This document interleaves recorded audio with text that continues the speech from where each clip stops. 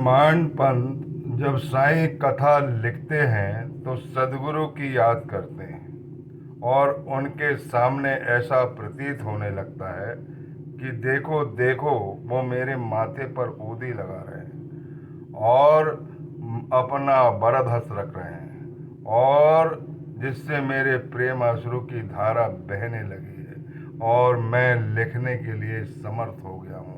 वो कहते जाते हैं और मैं लिखते जाता हूँ, फिर मेरे लिखने की कोई सीमा नहीं होती। मैं हेमाडपंत की कलम जो साईं चरित्र के लिए आगे बढ़ रही है उसको निरंतर बारंबार प्रणाम करता हूँ। बोलिए सच्चिदानंद सदगुरु साईनाथ महाराज की जय। हेमाडपंत की चरित्र पढ़ने के बाद मुझे ऐसा लगता है कि बाबा के हृदय में राम नाम शब्द बहुत अधिक प्रभावित करता था। हर भक्तों को जो उनके प्रिय रहते थे उनको ये कहते थे कि राजा राम का जाप करो तुम्हारा कल्याण हो जाएगा। और यही कारण है कि उन्होंने देह त्यागने के एक दिन पहले श्री बजे को बुलाकर बोला कि राम विजय पढ़ो। ये रथ भवसागर से पार होने के लिए सबसे सुंदर मार्ग है। और रामनवमी उत्सव मनाने की इच्छा से उन्होंने अपने दो भक्त को अपने आंखों के सामने लाया जो उनके हृदय के उस समय प्रतिबिंब थे। एक तो गोपाल राव गुंड और दूसरा है दामू अन्ना। गोपाल राव गुंड की 3 स्त्रियां थी और दामू अन्ना की भी 3 स्त्रियां थी, लेकिन उनके बच्चे नहीं थे। उनका परिवार बच्चे के लिए व्याकुल था और बाबा से वो ये कभी नहीं कहते थे कि हमें बच्चा दीजिए। बाबा उनकी संवेदना को समझते थे और जानते थे कि इन्हें खुश करना है, इन्हें प्रसन्न करना है।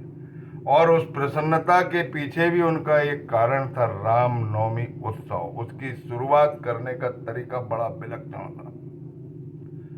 ये विलक्षण तरीका में सबसे पहले उनके मन में था कि इसकी शुरुआत की जाए मेला के रूप में।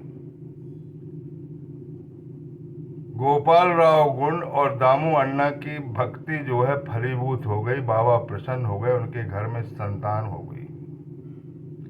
दामू अन्ना की जो संतान हुई है वो उसके बारे में बाद में कथा आएगी, उसको विस्तार से बताएंगे। लेकिन संतान होने से दोनों बड़े प्रसन्न हो गए और गोपाल राव गुंड के हृदय में ये आया कि बाबा की याद में, बाबा के स्मरण में, बाबा के प्रेम में यहाँ पर उर्स बनाना जरूरी है, मेला बनाना जरूरी है। और उन्होंने अपनी बात माधवराव देशपांडे, तात्या पाटिल और दादा रामचंद्र कोते पाटिल से की और उनकी स्वीकृति मिल गई। और स्वीकृति मिलने के बाद बाबा की भी स्वीकृति इस कार्य के लिए प्रसन्नता पूर्वक मिल गई, क्योंकि बाबा तो चाहते थे और आगे क्या होने वाला है वो भविष्य में दृष्टिगोचर होगा। ये मेला जो है रामनवमी में परिवर्तित होगा। बाबा ये कभी नहीं कहना चाहते थे कि रामनवमी का उत्सव मनाओ, वो ऐसी परिस्थिति निर्मित करते थे, ऐसा भक्तों में आंतरिक सुधार करते थे कि सनय सनय आगे बढ़ते जाओ। अब कलेक्टर से परमिशन जरूरी थी मेला के लिए, तो उन्होंने कलेक्टर के पास आवेदन भेजा। तो कुलकर्णी पटवारी ने अपनी कुलकर्णी नीति के कारण उसकी स्वीकृति नहीं होने दी, लेकिन बाबा की स्वीकृति मिलने के बाद कौन रोक सकता है। फिर पुनः याचना की गई तो कलेक्टर महोदय ने सहर्ष स्वीकृति दे दी और मेला की तैयारी होने लगी। गांव की साफ सफाई होने लगी, झंडियां वगैरह लगाई गई, गांव की सजावट की गई, दुकानें तैयार की गई। एक कुआं में पानी था लेकिन वो खारा था। बाबा ने सफ़ेद फूल डालकर उस खारे पानी को मीठा बना दिया और बाहर से भी जल का प्रबंध तात्या ने किया। तमाम चीज़ें हुई, कुश्ती हुई और बच्चों के खेलकूद हुए, झूले लगे। बहुत मेला बड़े शानदार तरीके से बना। इस मेले के साथ एक बहुत ही जोरदार कार्यक्रम होता था। गोपाल राव गुंड ने दामू अन्ना से बोला था कि एक झंडा जो है, एक ध्वज दीजिए आप। तो उन्होंने बड़े साहस से ध्वज को दिया और एक ध्वज नाना साहब निमोड़कर ने दिया।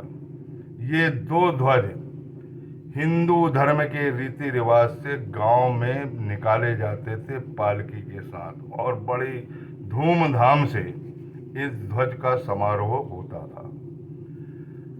अब इसके बाद अमीर शक्कर, कोरहल ग्राम के एक अमीर शक्कर दलाल थे जो गठुआबाद से पीड़ित थे।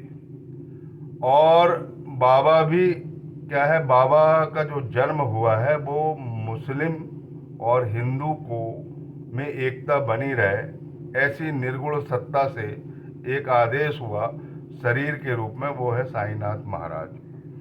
तो वो उसका भी कुछ करना चाहते थे। एक अमीर शक्कर के मन में आया, बाबा ने उसके गठुआबाद के रोग को हर लिया था। वो कहानी आगे आएगी कैसे। गठुआबाद एक असाध्य बीमारी है, उसको पूरा हर लिया, उनने ठीक कर दिया। उन्हें बड़ी प्रसन्नता हुई, और इसी प्रसन्नता में उन्होंने ये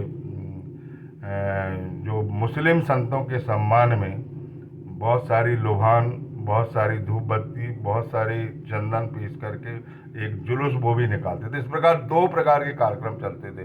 हिंदुओं का चलता था ध्वज कार्यक्रम, और मुस्लिमों का चलता था मुस्लिम संत के लिए जो निकलते हैं, वो धुआं करते हुए निकलते हैं और जयकारा लगाते हैं। तो ये दोनों कार्यक्रम साथ साथ चलते हैं। और इसके बाद सन 1911 में ये कार्यक्रम जो है रामनवमी में परिणित हुए, जिसकी कथा हम आगे बताएंगे। बोलिए सच्चिदानंद सदगुरु साईनाथ महाराज की जय। जो रामनवमी की इस कथा का शुरुआती दौर पड़ेगा, जो गोपाल राव गुंड पर जो थानेदार थे, वो जिन पर बाबा की कृपा हुई, उस कृपा को समझोगे। दामू अन्ना पर कृपा को समझेंगे, और अमीर शक्कर पे जो कृपा हुई उस कृपा को समझेंगे, और भगवान से कृपा प्राप्त करेंगे। ये कहानी सुनने से भक्ति और प्रेम आपके अंदर प्रकट होगा और उसकी धारा बहेगी। बोलिए सच्चिदानंद सदगुरु साईनाथ महाराज की जय।